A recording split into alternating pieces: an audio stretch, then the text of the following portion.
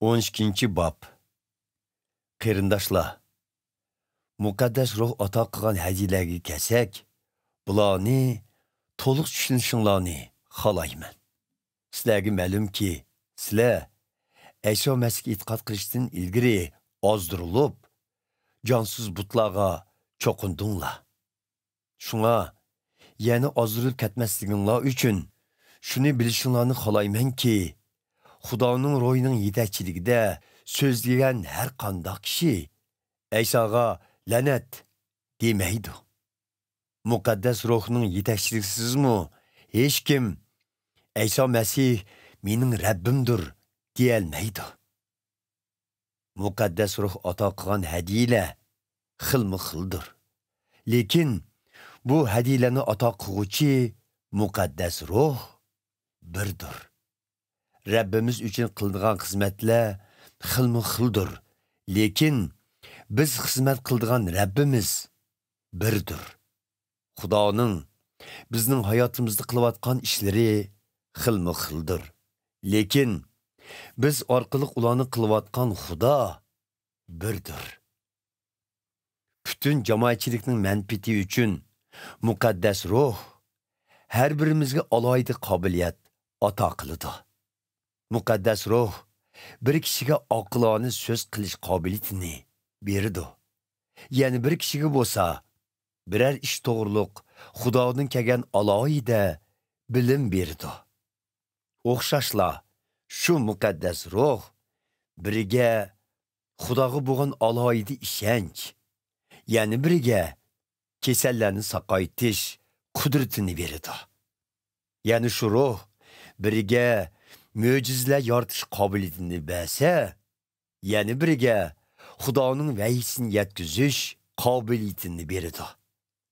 Biriga birsining yetkazgan so'zlarining muqaddas ruhdan kelgan yoki kamiganligini farqlantirish, biriga o'ziga noma'lum bo'lgan tillarda so'zlash, ya'ni biriga bo'lsa, bu tillarni tushuntirish qobiliyatini beradi. Bu qobiliyatlarning hammasini yetishtirgan birdan-bir muqaddas ruhdir. Muqaddas ruh o'z irodasi bo'yicha bu qobiliyatlarni har bir kishiga ayrim taqsim qilib berdi. Gerçi bizning tenimizdagi a'zolar ko'p bo'lsa-mu, ular o'zaro qo'shilib birli tanni tashkil qiladi. Shuningdek, Ayso Masihning teni, ya'ni e'tiqodchilar jamoatchiligi nurg'un e'tiqodchilardan tashkil topgan bo'lib, ularmu birla tandir. Chunki Yahudi yoki Yahudi emas bo'lsin, qul yoki hur bo'lsin, hammamiz o'xshash muqaddas ruh tarafidan cho'mildirilib, bir tanning, ya'ni Ayso Masihning tenining tarkibiy qismi bo'lib, muqaddas ruhdan bahramon bo'ldik. Tan birli a'zodan emas, nurg'un a'zolardan tashkil topadi. Agar put qo'l bo'lmaganligim uchun tanga mansub emasman desa, bu uni tandan ayirib yetalamdi. Agar quloq ko'z bo'lmaganligim uchun tanga mansub emasman desa, bu uni tandan ayirib yetalamdi. Bütün tan ko'z bo'lsa, u qandoqmi anglayalaydi. Bütün tan quloq bo'lsa, u puroqni qandoqmi sezalaydi. Halbuki Xudo tenimizdagi har bir a'zoni o'z xohishi bo'yicha o'rinlashtirgan. Agar hammasi o'xshash birla a'zo bo'lgan bo'lsa, uni qandoqmi tan degili bo'ladi. Amaliyotda a'zo ko'p bo'lsa-mu, lekin faqat bir tannila tashkil qiladi. Shunga ko'z qo'lga sana ehtiyojim yo'q deyolmaydi. Yoki bosh putqa sizlarga ehtiyojim yo'q deyolmaydi. Dal aksicha, tanning ojiz deb hisoblangan a'zolari kam bo'lsa, bo'lmaydi. Tanning beab deb qaralgan a'zolarga texmi ko'proq ahamiyat beramiz. Uyatliq deb qaralgan a'zolarimizni texmi diqqat e'tibor bilan yopamiz. Uyatliq bo'lmagan a'zolarimizni yoshirishning hojati yo'qdir. Xudo tenimizdagi qadri oz deb hisoblangan a'zolarning texmi qadrlanishi uchun shundoq o'rnashtirgan.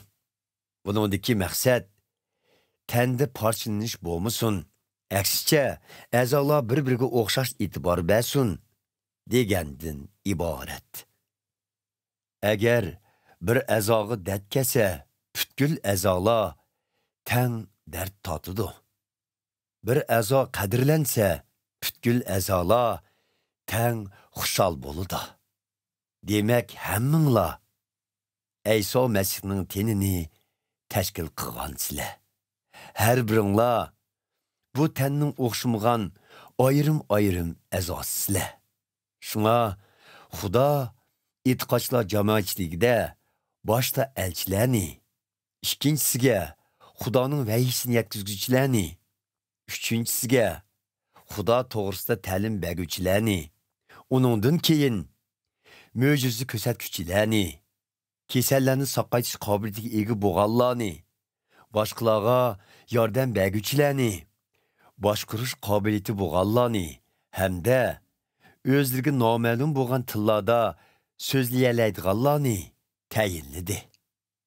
E'tiqodchilarning hammasi elchimi? Hammasi Xudoning vahiysini yetkazguchimi? Hammasi ta'lim berguchimi? Hammasi mo'jiza ko'rsatguchimi? Hammasi kasallarni saqlash qobiliyatiga egami? Hammasi o'zlariga noma'lum bo'lgan tillarda so'zlayalamdi? Hammasi bu tillarning ma'nosini tushundiralamdi? Yo'q. Albatta, undaq emas. Sizlar ko'pchilik uchun eng foydali bo'lgan qobiliyatlarni qo'g'lishinglar. Lekin sizlarning bu qobiliyatlarni yaxshi ishlatishinglar uchun men avval sizlarga hammadan yaxshi bir yo'lni ko'rsatay.